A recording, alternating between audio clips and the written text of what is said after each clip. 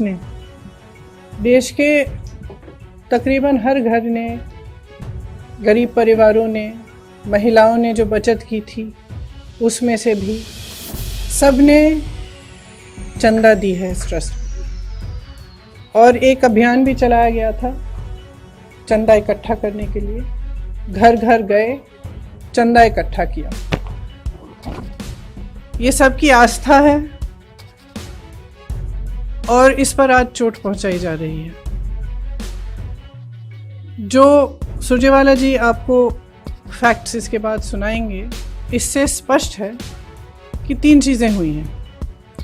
एक, दलितों की ज़मीन जो खरीदी नहीं जा सकती थी वो खरीदी गई है,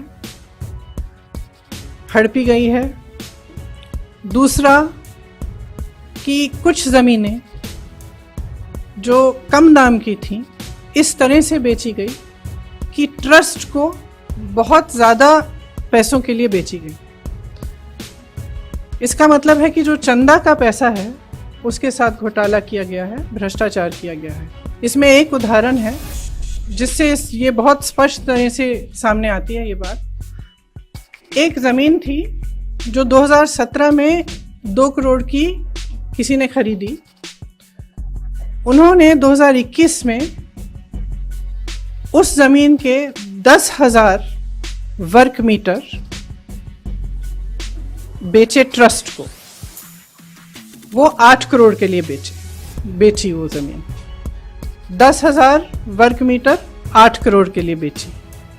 उस ज़मीन का उसी ज़मीन का दूसरा हिस्सा 12,000 वर्ग मीटर 2 करोड़ में किसी एक, नाम लिखा है तिवारी जी,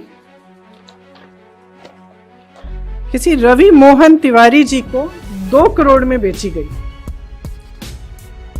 कब बेची? 19 मिनट बाद।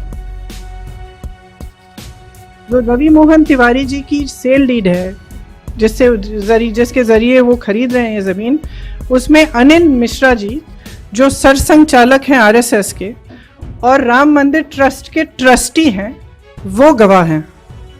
और उसमें दूसरे गवाह कौन है? ऋषिकेश उपाध्याय जो अयोध्या के मेयर साहब हैं। तो ये दोनों गवाह हैं। 5 मिनट बाद रवि मोहन तिवारी जी उसी 2 करोड़ की ज़मीन को 18.5 करोड़ में ट्रस्ट को बेच देते हैं।